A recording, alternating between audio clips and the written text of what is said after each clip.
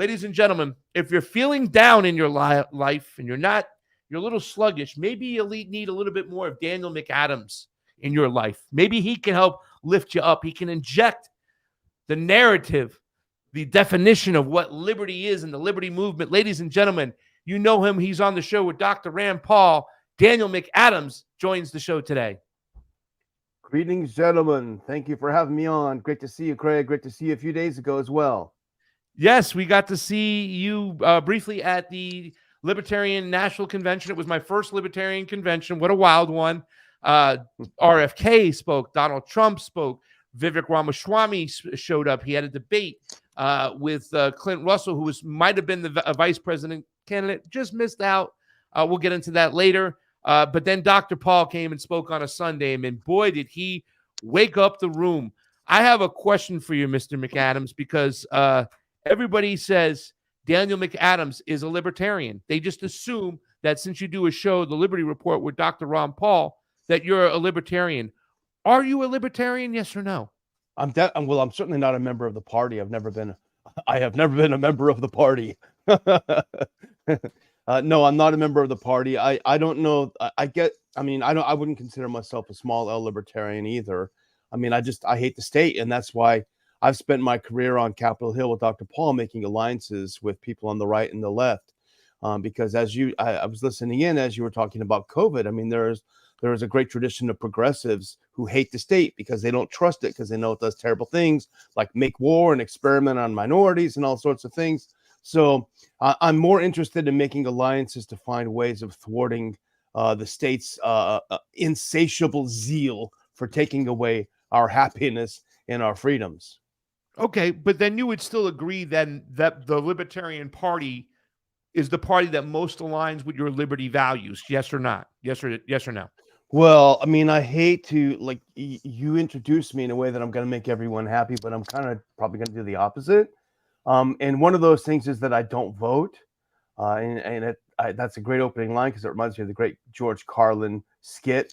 But I don't vote. I haven't voted to where it counts since 2002, probably.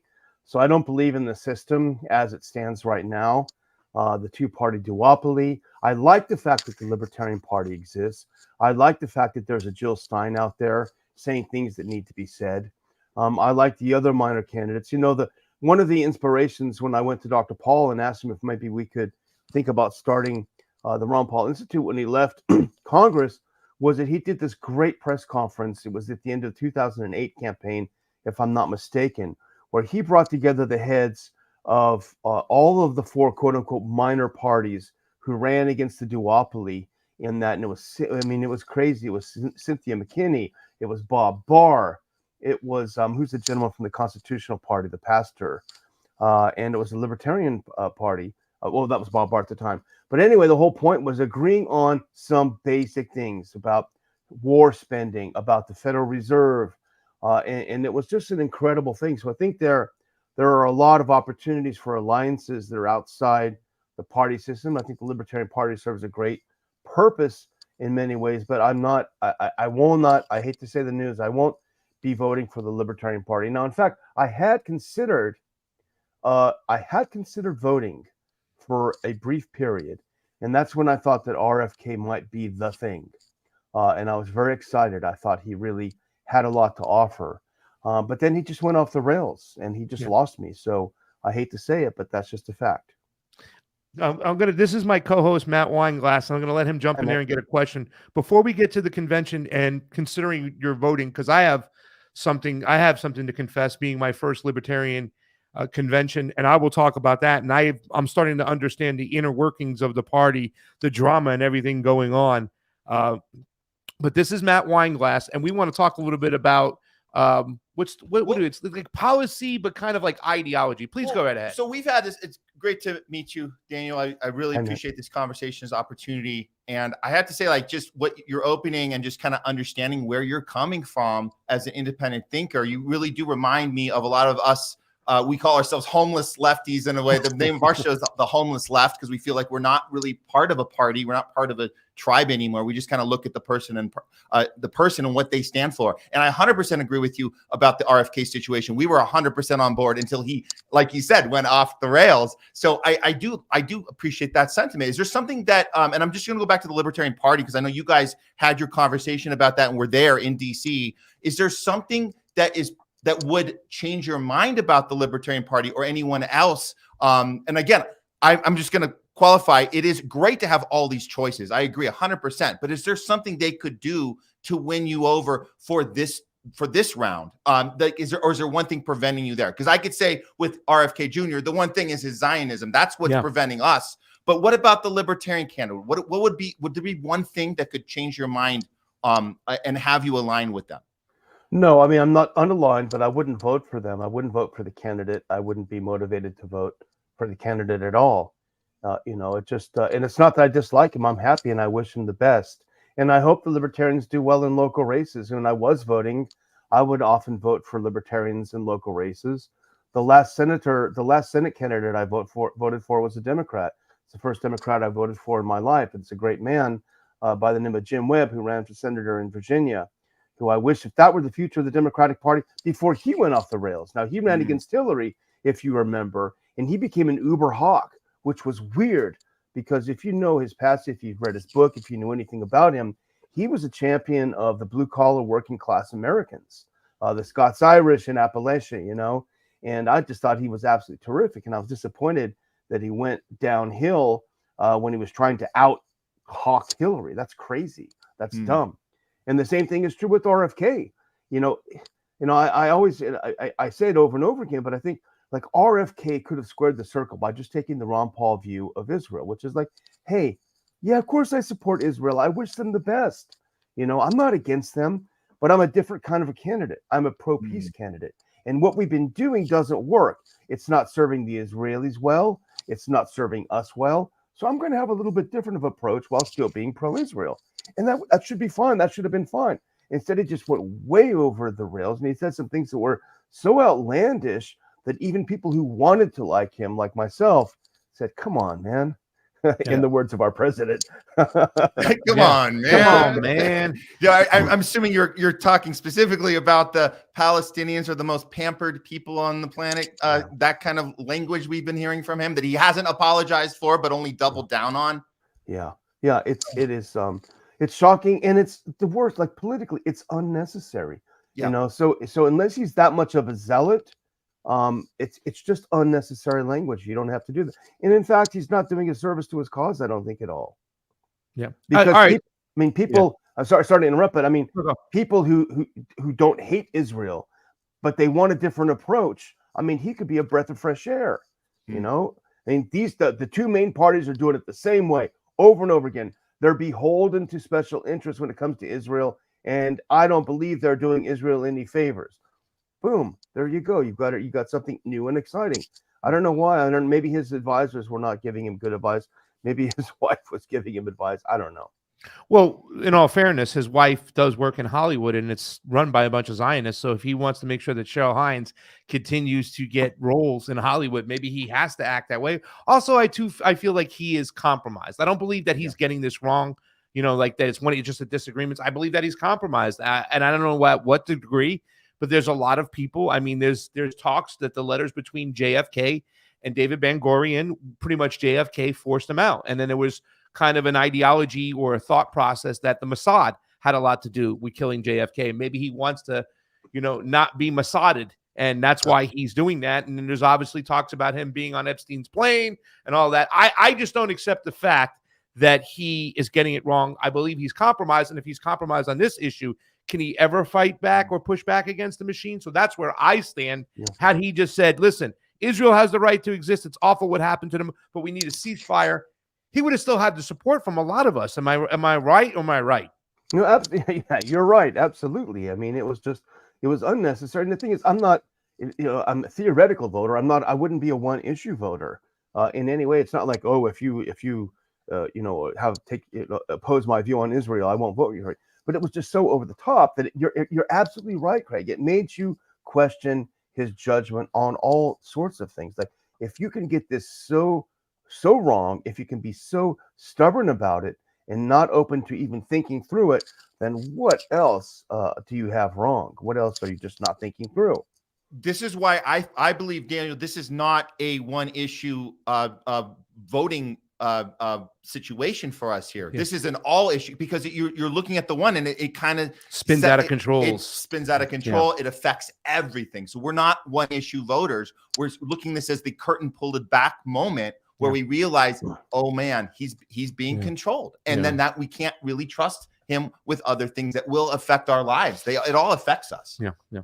And if you're pro Israel, then you have to be anti-Iran. Then it means anti-China, then anti-Russia, and then he even said the Venezuelan regime, for crying out loud, when he was one of the only candidates to recognize the murder death squads, the CIA involved in Latin America, which is driving so many people to the border. I had that disagreement with Thomas Massey, but his libertarian values at the convention said, I still want to curtail the CIA and get rid of them. I still don't want to sanction these countries, which is, pretty much hurting our dollar.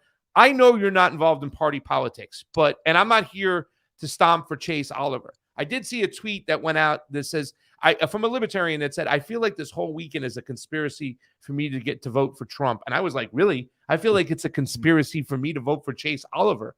Would you still agree that Chase Oliver is a much better candidate than Donald Trump when it comes to war, when it comes to the government not getting in our lives? I understand, because we saw the tweet you put out there when this guy talked negatively against Dr. Paul. He also kind of cheered on Donald Trump getting censored at one point. Those are the things that bug me more. But at the end of the day, he still wants the government out of your life. He doesn't want the government making decisions about what a parent should do with their children. He wants the parents to have the ultimate last decision. Wouldn't you agree at least that he's still a better candidate than Donald Trump, Mr. McAdams? Yeah, I absolutely agree. Yeah, I mean, Trump is it's like an abusive spouse or something. I want Trump to be as bad as they say he is.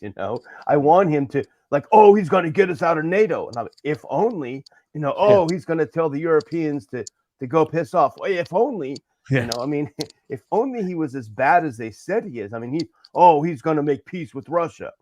If only, the only decent thing he did was go hang out with Kim Jong-un. And that had a great opportunity. I mean, it was really amazing to see that happen. And then here comes John Bolton. You better not do that, Mr. President. Oh, okay, sorry. I won't do that again. I mean, his instincts in some ways are right. But, as Dr. Ron Paul, who I work with, would say, the problem with Trump is he doesn't have any philosophy. He doesn't operate according to any ideology. I mean, the last person he talks to makes that policy, and that's a very dangerous thing.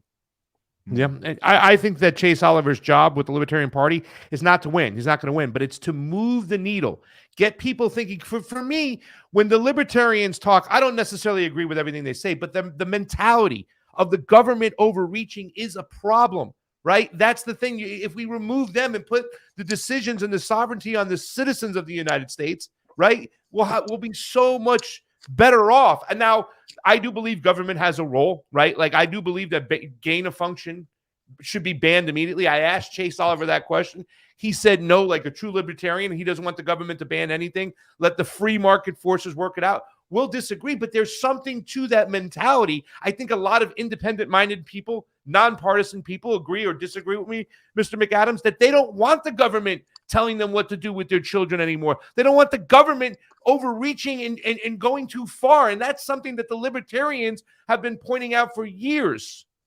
Yeah, exactly. I mean, that's why the Libertarian Party should not be a left-wing party or a right-wing party, because those values, I mean, this comes from the, this comes out from the 60s. I mean, from the left movements in the 60s, a lot of this ideology, because at the time, the left by and large was against the CIA. They were against the war.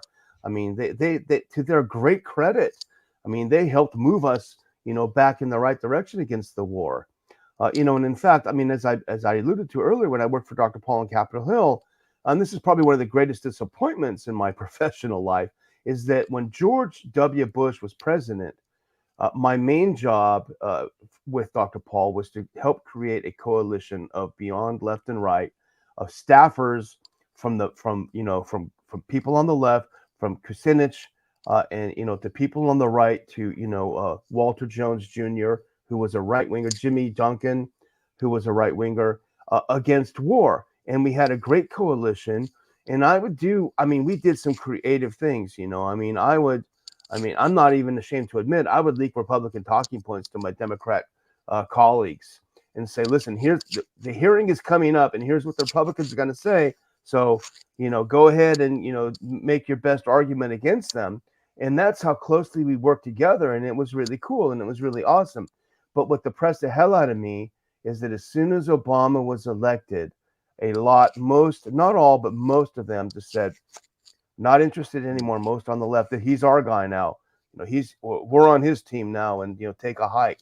And so that was really depressing to see that go by the wayside. Yeah. We have a video, and Matt has a question. Let's play this video right here. This is something you put up the other day, and it's so powerful. And I think a lot of people, when you're talking about that left, and libertarian, and I call myself a leftist libertarian now, only because I want to highlight. I've never been part of the party, right? But I want to highlight the fact that I think the left has lost it on civil liberties, on freedom of speech, on censorship, even on war now. All the Democrat lawmakers, including Barbara Lee, who is against the AUMF, are for this Ukraine-Russia war. But this is something we see, because I think sometimes it's like, they have a kind of stereotype about what a libertarian is and a leftist is. Look at this video, and Matt's going to ask you a question about it, and we'll get you out of here. And thank you so much for joining. Guys, the Homeless Left, Pasta to Go, share the link, help us out. We're going to play a video that Mr. McAdams put up the other day. We're here with Daniel McAdams from the Liberty Report, always working with Dr. Paul. Share us out. Thank you so much. Look at this video, and then we'll go from there. When you look at the photographs and the pictures and the videos that come from there, and you hear the screams of people screaming as the Israeli government burned men, women, and children alive. They burned them alive. And the world stands by while 15,000 children are being slaughtered, 35,000 men and women and children. And it's unbelievable, the genocide that's happening. A child with no head, and the Israeli government say it's a mistake. I hope that Benjamin Netanyahu burns in hell the same way them children and their families burned. I hope him and his generals and the far-right government in Israel, that when their God finally brings him to the resting place, that he deserves to burn in hell. Because what is happening now, not alone is it apartheid, not alone is it atrocity and a war crime, it's just horrific. It's just horrific what they're doing. Where is their soul? Where is the soul of the Israeli people that allows their government to do this to children? Where is their humanity?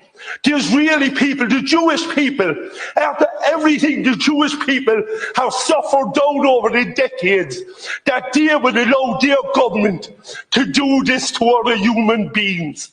Human beings. But in the eyes of Netanyahu and this far-right Israeli government, Palestinians are human beings. But today here, the Irish people say, we recognize Palestine. We recognize that they are human beings, just like every one of us. Shame on Israel. Shame on what they've done, and will never be forgotten.